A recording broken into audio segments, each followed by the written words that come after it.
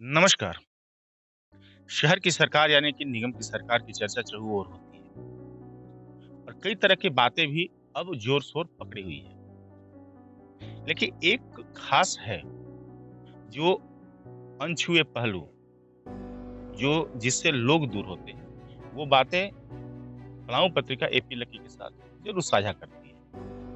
आज वो बातें हम फिर एक नई बातें कहने जा रहे हैं। जो सुनाने आपको जा रहे हैं, वो आपको सुनना और जानना ज़रूरी है। क्योंकि बड़े दिनों के बाद पूरे 5 साल के जो निगम की सरकार के कार्यकाल है, उसमें एक चर्चा का विषय रहे पार्षद सह जोन अध्यक्ष सुमित तिवारी।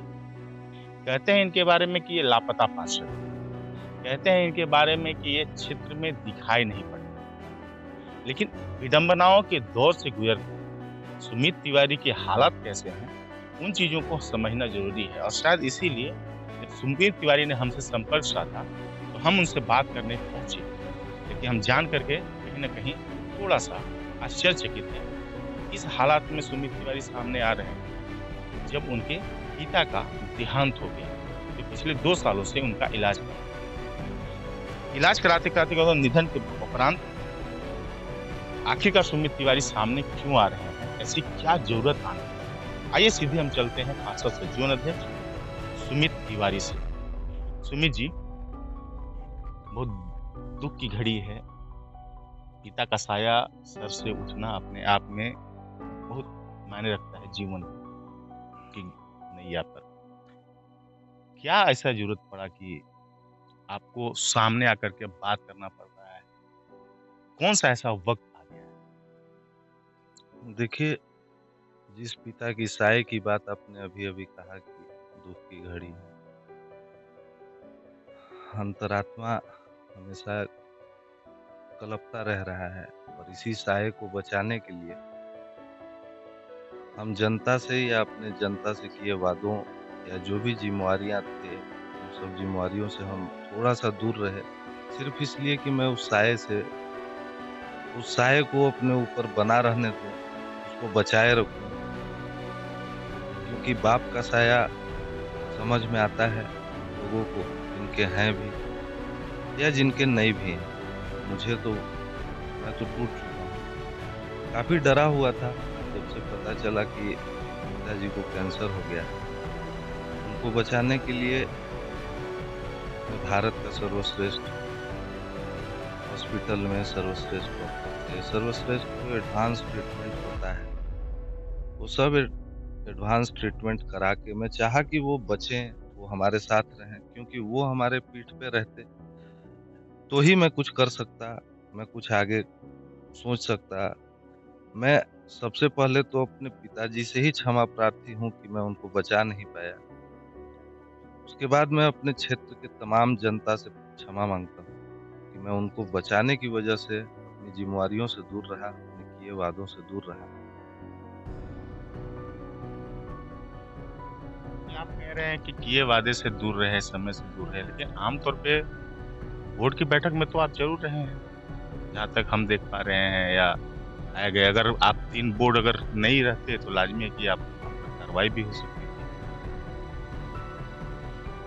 मैं अपना हर संभव प्रयास किया हूँ कि मैं हर चीज़ को बैलेंस करके चलूँ। पिता का इलाज हो, परिवार का रख-रखाव हो, इनको सँभालना हो या हर संभव समय निकाल के किसी तरह अपने सहयोगियों को बुला के पिताजी के पास उनको रख के कि बहुत ज़रूरी काम है, पापा को समझाते रहे। पापा कभी नहीं चाहे कि हम उनकी नज़रों से दूर रहें, तो उन्हें किसी तरह समझा के कि पापा मीटिंग है, वहाँ भी ज़रूरी है। बहुत सी ज़रूरी योजनाओं को धरातल पे लाना था, उसके लिए हमें मीटिंग में अवेलेबल होना भी ज़रूरी था।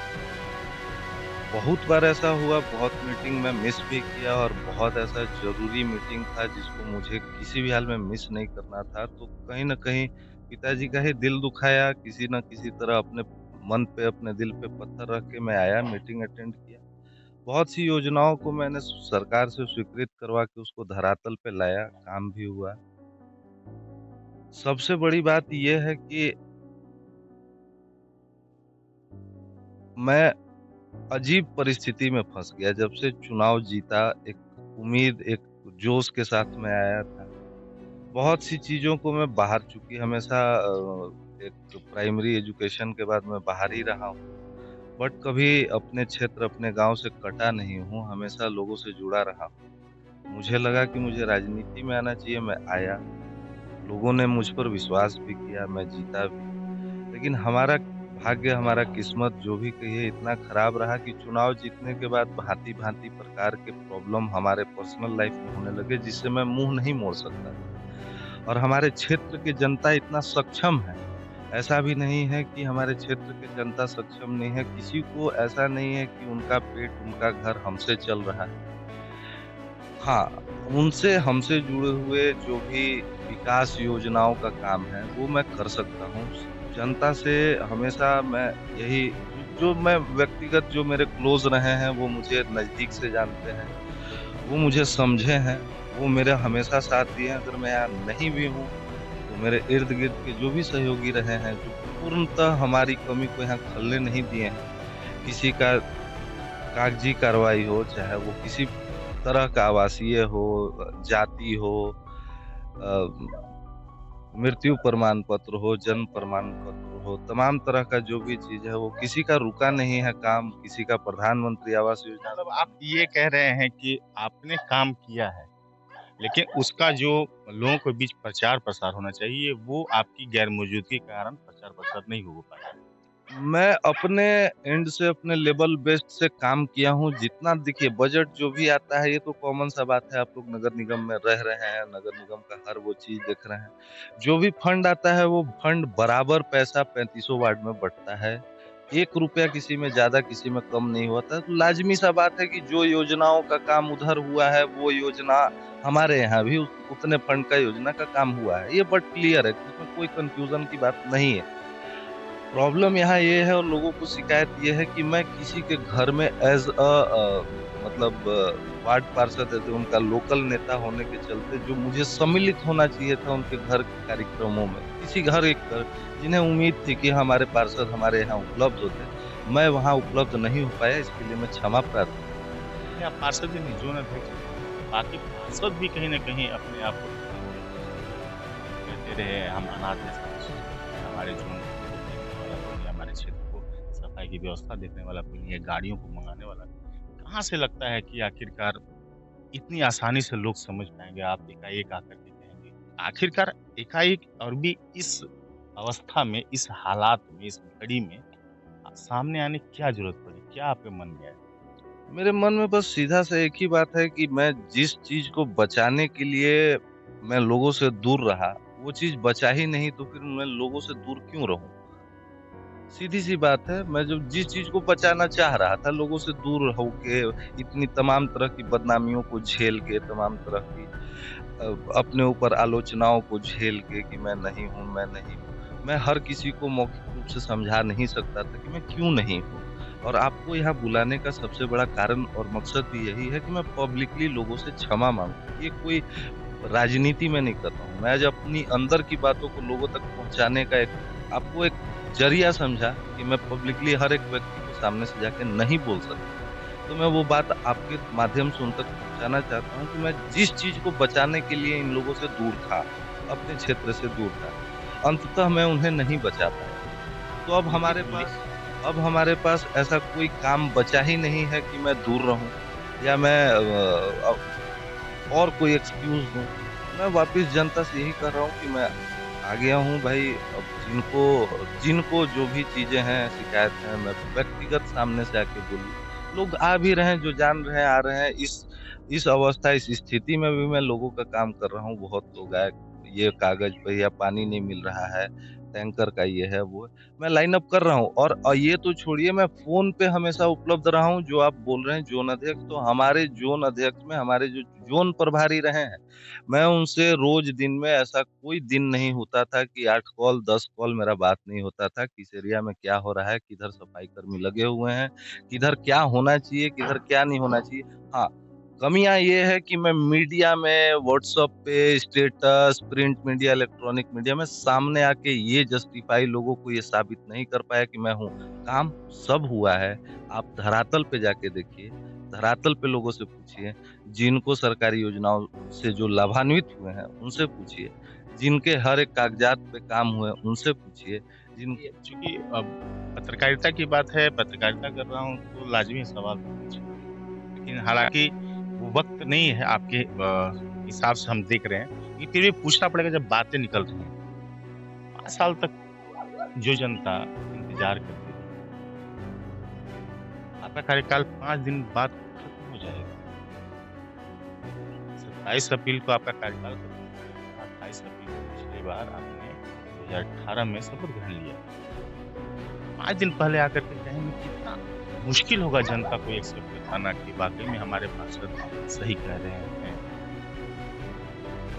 देखिए, हमको शुरू से ही हमारे जो भी सपोर्टिव लोग रहे हैं या हमारे मैं नगर निगम की ही बात कर रहा हूँ, हमारी मेयर जो माननीय अरुणा शंकर जी हैं या हमारे जो डिप्टी मेयर साहब हैं मंगल सिंह जी, वो हमेशा हमसे उनका फ़ोन पे बात होते रहा है। पर्सनली आनंद भैया हमसे फ़ोन किया करते थे, मंगल भैया फ़ोन किया करते थे कि सुमित जी कुछ भी दिक्कत होगा आप हमको बताइएगा। उनसे हमको हमेशा सहयोग मिलता रहा है, उसमें कहीं कोई कमियाँ नहीं है।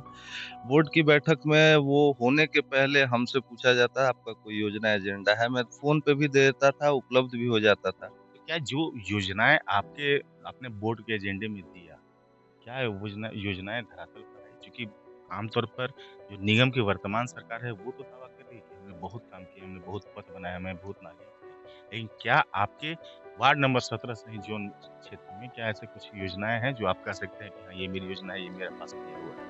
ये महत्वाकांक्षी और बड़ी योजना है जिससे काफ़ी संख्या में जनता को लाभान्वित देखिए ऐसी बहुत सी योजनाएँ हैं मैं एक-एक करके गिनाऊँ तो भी कम पड़ जाएगा। जैसे चलिए अब मैं अपने वार्ड का बात कर रहा हूँ, 2-4 योजना बता देता हूँ जो बहुत महत्वपूर्ण था जिसको होना चाहिए था। हमारे गाँव में गम्हैल स्थान है, जो पूरे गाँव का है। ये वार्ड हमारा गाँव बहुत बड़ा है, उसमें 2, 3, 4 वार्ड मिलके हमारा गाँव कवर करते हैं। पूरे गाँव का जो गम्हैल स्थान है, जो पूरे गाँव का देव स्थल है, वहाँ पे रोड नहीं था।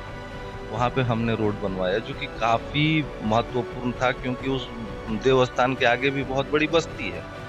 हमारा रांची रोड से ये रेड़मा उत्तरी जो है रेड़मा वार्ड 17 वो कटा हुआ था बीच में, वो काफ़ी महत्वपूर्ण योजना था, वो रोड बंद हो रहा था, उस रोड को मैंने बनवाया।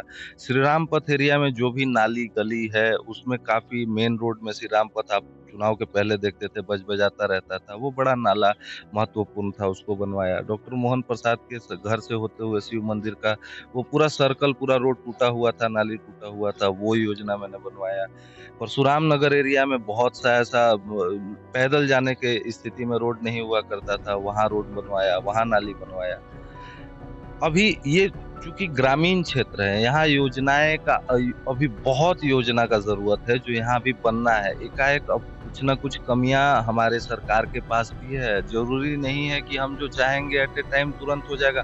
फंड का प्रॉब्लम हमेशा रहता है, अभी फंड नहीं है, अभी फंड इतना ही आया है। तो मैं आपको जैसे पहले बताया कि जो भी फंड आता है वो बराबर 3500 में बँटता है। तो मेरे हाथ में जो भी आया है, मेरा वार्ड चूँकि काफ़ी बड़ा है और ग्रामीण क्षेत्र का पार्ट जो है वो थोड़ा और बड़ा है। तो ग्रामीण पार्ट को छोड़ के अगर हम शहरी एरिया जो काफ़ी बसा डेवलप और डेंस पॉपुलेटिव एरिया उसमें आप जाइए सामने से देखिए बहुत सी योजनाएँ हैं जिनका काम हुआ है। एक और बात करूँगा अभी मैं शायद मेरे दिमाग से उतर जाए इसको मैं आपको रोक अभी आपने बोला ये 5 साल ये आखिरी बोर्ड बैठक और ये कार्यकाल समाप्त। ये कोई काल्पनिक चीज़ें नहीं है, वास्तविकता की बात बता रहा हूँ, काम 1 दिन में होता है। किसी भी चीज़ का काम 1 दिन में होता है, उसको पास करना बोलते हैं। अभी तक जो भी योजना और जो भी एजेंडा हमारे वार्ड 17 का पेंडिंग रहा है, उनको हम अपने माननीयों से आग्रह करते हैं कि 1 ही दिन का है, लास्ट बोर्ड बैठक है, उसको कृपया पास कर दिया जाए, ताकि अगर हमारा कार्यकाल खत्म भी हो रहा है और अगर जनता हम पर दोबारा विश्वास करे न करे वो हम नहीं कह रहे हैं। मैं ये नहीं बोल रहा हूँ कि जनता हम पे विश्वास करेगी दोबारा या नहीं करेगी, बहुत लोगों के मन में खुन्नस है क्योंकि व्यक्तिगत प्रॉब्लम हर किसी को ये नहीं है कि आपका पर्सनल प्रॉब्लम से उनको क्या लेना-देना है। तो वो अलग बात है बट हमसे मेरी ज़िम्मेवारियाँ जो हैं, वो ये बोर्ड बैठक की आखिरी मौका है, उसमें हम चूँकि इस स्थिति में अगर मैं सम्मिलित ना हो पाऊँ बोर्ड बैठक में, तो मैं आपके माध्यम से आग्रह कर रहा हूँ कि जो भी वंचित योजनाएँ हैं हमारे वार्ड से, उनको पास कर दिया जाए, उनको धरातल पर उतार दिया जाए, ताकि चलिए जी, एक बात बताइए, हम समझ गए। आप चाहते हैं कि अंतिम बोर्ड की बैठक इसमें जो मेरा पेंडिंग है वो निकाला जाए, जो हमारी गैर मौजूदगी में थोड़ी कमी हुई है। बोर्ड की बैठक में बैठते हैं, एजेंडा आते हैं, क्या वाक़ई में पास होते हैं? क्या वाक़ई में इसको धरातल पर उतारा जाता है? क्योंकि कहीं न कहीं इसको लेकर के हर किसी में प्रश्न उठ रहा है। और कहीं न कहीं और आप यंग हैं और यंग की भाँति भले वो जो रंग देख कर के सुमित तिवारी को पार्षद और जीवनाधीश बनाया गया था, हालाँकि उसका लाभ लोगों को नहीं मिला। लेकिन क्या लगता है ये सच है कि काम होता है? बेशक काम होता है, आप इसे मुँह नहीं मोड़ सकते हैं। कोई वार्ड पार्षद, कोई नगर निगम का आदमी ये नहीं बोल सकता है कि योजनाएँ पास नहीं होती हैं। अगर तमाम योजनाएँ जो पास हैं, उनको धरातल उनका टेंडर सिर्फ़ और सिर्फ़ अगर कभी लेट विलम्ब हो रहा है, तो सिर्फ़ इसलिए हो रहा है कि हमारे राज्य से जो नगर निकाय को फंड आता है, वो लेट होता है। वो फंड जल्दी पहुँच नहीं पाता है। बाकी आप ये तो देखने की चीज़ है ना, इसमें मैं क्या बोलूँगा, ये देखने की चीज़ है क्या? जब तक योजनाएँ पास नहीं होंगी, जब तक जो भी एजेंडा है उस पे चर्चा नहीं होंगी, तो ये शहर जो पहले 5 साल पहले था, वो आप तो देख रहे हैं ना, आप भी यहीं हैं, आप भी जिस वार्ड में रहते हैं, उस वार्ड का रूप-रंग आप देख रहे हैं। तो सिर्फ़ इसलिए वो रूप-रंग बदला हुआ है, सिर्फ़ इसलिए वो विकास का कार्य बढ़ा हुआ है क्योंकि हाँ, पास होते हैं, हमारे जो भी माननीय हैं, उस पर बिल्कुल बराबर सा ध्यान रखते हैं, बराबर सा कोऑपरेशन हमेशा मिला है, वो करते हैं, नो डाउट इसमें कहीं कोई प्रॉब्लम नहीं है। नगर निगम बहुत बढ़िया से चल रहा है, कमियाँ और विपक्ष हर जगह हैं और बोला जाता है कि बिना विपक्ष का सरकार नहीं चलता है, तो उनका होना भी ज़रूरी है क्योंकि बहुत सी ऐसी चीज़ें होती हैं जो आपके दिमाग में नहीं होती हैं, तो सामने वाला बताता है, तो आदमी का ध्यान आकृष्ट होता है उसमें और फिर वो काम भी होता है, हुआ है, होते आया है, आगे भी होते रहेगा। तो क्या मान रहे हैं कि विपक्ष ज़्यादा मजबूत रहा आपके क्षेत्र में, इस चलते भी शायद आपके घर में बातें हुई? क्योंकि कहीं न कहीं विरोधी को तो मौका मिलेगा तो वो तो अपनाएँगे ना। देखिए, अगर विपक्ष कभी भी मजबूत रहता है, तो कम बोलता है और विपक्ष कमज़ोर रहता है, तो ज़्यादा बोलता है। ये नियम है। बाकी विपक्ष के पास ऐसा कौन-सा नया मुद्दा है, ऐसा कौन-सा नया एजेंडा है, ऐसा कौन-सा नया योजना लेके आ जाएँगे, वो सामने पब्लिकली बताएँ कि ऐसा कौन-सा नया योजना वो लेके आएँगे, ऐसा कौन-सा नया एजेंडा लेके आएँगे, ऐसा कौन-सा नया मुद्दा लेके आएँगे जिस पे वो बहस करेंगे, जिस पे वो पॉइंट बता के और चुनाव लड़ेंगे, लोगों का विश्वास लें। सोचने की बात है। आप खुद सोचिए, समझदार आदमी हैं। विपक्ष होना ज़रूरी है, फिर से बोल रहा हूँ। विपक्ष होना इसलिए ज़रूरी है क्योंकि सरकार बिना विपक्ष का नहीं चलता है। सरकार का ध्यान कहीं न कहीं अगर किसी भी चीज़ों से हट रहा है, तो विपक्ष अगर किसी मुद्दा को उठाता है तो उनका ध्यान आकृष्ट होता है। उससे लोगों को फ़ायदा होता है, विकास का कार्य और बढ़ता है, सरकार सुचारू रूप से चलती है। जब आपकी बातें आती है तो लोग कहते हैं कि आप मुंबई निकल गए, फ़िल्म बनाने लगे, एल्बम बनाने लगे, आपके कई रंग दिखने लगे, उन रंगों में को लोगों ने कई तरह-तरह के मायने और मतलब निकाले। ये भी एक पर्सनल जो मैं आपको प्रॉब्लम बताया उससे ही जुड़ा हुआ चीज़ है। जैसे जब मैं ट्रीटमेंट करा रहा था पिताजी का कैंसर का बम्बई में, तो सप्ताह में 2 दिन उनका कीमोथेरेपी होता था। बाकी के 5 दिन मैं बोर होता था बैठ के। तो वहाँ रहते-रहते आपका जानते हैं कि मेरा नेचर बिहेवियर क्या है, लोगों से दोस्ती होते जाती है। वो हँसी-दोस्ती में वो मेरा कोई ऐसा प्रोफ़ेशन नहीं है जिसमें मैं उसी के पीछे हूँ, उसी के पीछे भाग रहा हूँ। वो एक टाइम पास था, वो एक समय जो निकलता है कि किसी तरह टाइम पास हो भाई, 2 दिन हॉस्पिटल जाना है, 5 दिन घर पे बिताना है। तो पिताजी गार्जियन के सामने आप बैठ के उतना जेल नहीं हो सकते, उनका सेवा कर सकते हैं। तो थोड़ा दोस्ती यारी में ये हुआ है, वो एक एंटरटेनमेंट के रूप में ही लें तो ज़्यादा बेहतर होगा, उसका कोई व्यक्ति विशेष से कोई लेना-देना नहीं, कोई मतलब नहीं। देखिए, विवादों से तो आपका बहुत पुराना नाता रहा है और हमेशा विवादों में रहा है। इस बार तो लोग कहेंगे ना, अंतिम समय पर आकर के और फिर उन चीज़ों को कहीं न कहीं पता चल मज़ा आता है विवादों में रहने का। बातें तो उसी की होती हैं जिसमें कोई बात होती है। ये मैं घमंड से नहीं बोल रहा हूँ, लेकिन मैं विश्वास से बोल रहा हूँ कि चलिए मेरे अंदर जो भी चीज़ें भरी हुई थी, किसी एक कारणों से अगर मैं नहीं कर पाया, तो ऐसा नहीं है कि मैं करना नहीं चाहा, कहीं न कहीं मजबूर था। और करने के लिए और करने और नहीं करने के बीच में जो कारण है, वो विवाद का कारण वही है। जो लोग जानते हैं वो विवाद नहीं करते हैं, जो लोग नहीं जानते हैं वो विवाद करेंगे ही। और ऐसा भी नहीं है कि हमारे क्षेत्र में जितने भी वोटर हैं वो 100% वोट मुझे मिला था। विपक्ष है ना यहाँ भी, तो लोग इंसिस्ट करेंगे ना, जो हमारे वोटर सपोर्टर हैं उनको तो बोलेंगे ना कि भाई किसको दिया?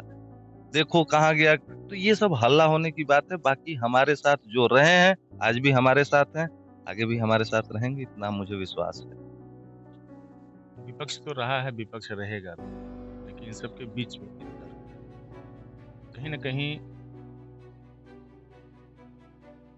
शुरुआती दौर की बात करें, बीच में फिर आप भगिनी की बीमारी में रहे, फिर पिताजी की बीमारी में रहे, लगातार आपके बारे में बहुत सारी चर्चाएँ हुई। स्थानीय जो सहयोगी पार्षद हैं, जो अगल-बगल के पार्षद हैं, उनका कितना सहयोग मिला, उनका कितना साथ रहा आपकी ज़िंदगी में? उससे जब बातें होती हैं और जो मेयर और डिप्टी मेयर जो सरकार है, या फिर आपके घर में भी नगर आयुक्त आए वो 5 सालों में, उनका कितना साथ है? आपको क्या लगता है कि निगम से साथ मिला? क्योंकि निगम के कर्मचारी हैं, स्टाफ है। देखिए, मैं तो अभी आपको बताया कि बैड लक था, मेरा पर्सनल प्रॉब्लम आया। मैं लोगों को ये बोलता था कि भई काम से बाहर हूँ, काम से बाहर हूँ, बट ये नहीं बोल पाया। अगर शायद मैं ये बोलता कि भगिनी का इलाज के लिए बाहर हूँ, बाप का इलाज के लिए बाहर हूँ, ज़्यादा बेहतर होता। लेकिन अब वो मुझे अच्छा नहीं लगता था बोलने में कि मैं किस काम से बाहर हूँ। वो जस्टिफ़ाई करना मैं थोड़ा-सा, वो शायद आप उसको मेरी गलती भी समझ सकते हैं। तो बैड लक रहा मेरा, पर्सनल चीज़ें रहा। ख़ैर दोनों दोनों जो भांजी थी उसको भी नहीं बचा पाया, पिताजी को भी नहीं बचा पाया। यही 2 काम थे मेरे पास। अब तो काम ही नहीं बचा है, तो लाज़मी-सा बात है कि अब फुर्सत में हूँ। अब धरातल पर जन सेवा का ही काम है, दूसरा तो कुछ है नहीं। रहा बात हमारे इर्द-गिर्द, हमारे आस-पड़ोस और नगर निगम के जो भी हमारे कलीग्स हैं, हमारे जो पार्षदगण हैं या हमारे जो माननीय मेयर, डिप्टी मेयर हैं, बहुत कोऑपरेटिव, 100% मदद मिला है मुझे आज तक। मेरे एक फ़ोन पे हर काम हुआ है। चूँकि मैं बाहर रहा हूँ, तो मैं मैक्सिमम काम फ़ोन पे ही बोलता था, आग्रह करता था। चाहे वो किसी का डॉक्यूमेंट पे साइन करना हो या किसी भी योजना को बोर्ड में लेना हो, अगर मैं बोर्ड में उपलब्ध नहीं हूँ, वो बोर्ड में मेरे योजना लिया जाता था, उसको बाकायदा पास भी किया जाता था। और वैसे बहुत सी योजना है जिसको मैं फ़ोन पे बोला हूँ, बोर्ड में सम्मिलित किया गया है, वहाँ पास किया गया है, उसका टेंडर हुआ, काम हो गया, लोग उसका फ़ायदा भी उठा रहे हैं। तो 100% हमको कोऑपरेशन मिला है, इसमें कहीं कोई समस्या मुझे नहीं आई है। और अगर शायद हमें ये कोऑपरेशन नहीं मिल रहा होता, हमारे इर्द-गिर्द, हमारे आजू-बाजू पड़ोसी के जो वार्ड पार्षदगण हैं या हमारे जो माननीय हैं, तो मैं और विवाद में रहता, लोगों को और कष्ट। ये उन लोगों को श्रेय जाता है, उन लोग ने काफ़ी मदद की। 5 साल के लिए फिर आना चाहेंगे? चुनावी मैदान में हैं सुमित तिवारी। बेशक, कोई काम ही नहीं बचा अब मेरे लिए। जो 2 काम थे, वो दोनों चले गए। भांजी को भी नहीं बचा पाया, 2.5 साल उसमें गया। पिताजी को भी नहीं बचाया, 2.5 पौने 3 साल इन पे गया। तो अब क्या काम है? अब गलतन में रहेंगे? बेशक, जाएँगे ही कहाँ? हॉस्पिटल में रहते थे भाई साहब, बाहर किसी 5 स्टार होटल में नहीं रहा करता था। इलाज के लिए हॉस्पिटल में ही रहा हूँ और गाड़ी में सोया करता था। चलिए, हमारा काम है बातें सुनाना, बातें बताना। आपने भी सुन लिया और आप तय कर सकते हैं कि आखिरकार इसके मायने क्या हैं। सुमित तिवारी बता रहे हैं कि उन्हें व्यक्तिगत तौर पे जानते हैं, वो उनकी भावनाओं को, उनके हालात को समझते हैं। हाँ, ये हकीकत है कि जो जानते होंगे वो ज़रूर समझेंगे। लेकिन सबसे चुनावी वक़्त आएगा, होगा कि नहीं होगा, इस पर भी लगातार संकट बना हुआ है कि पिछड़े आयोग को लेकर के अभी तक कोई सरकार की मंशा साफ नहीं हो पाई है। हालाँकि हाईकोर्ट ने आदेश कह दिया है। लेकिन सुमित तिवारी का जो मामला था, हमेशा से बहस बनकर रह गया था कि इस बार तो सपोर्ट मिलेगा नहीं, तो क्या वाक़ई में चुनाव लड़ेंगे या नहीं? इस पर से पर्दा उठ गया, क्या हकीकत है।